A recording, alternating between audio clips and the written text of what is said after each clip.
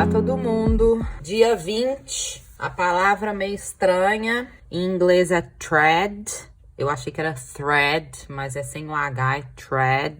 Eu olhei no dicionário algumas coisas sobre caminhos que você segue, enfim, meio complicado aí.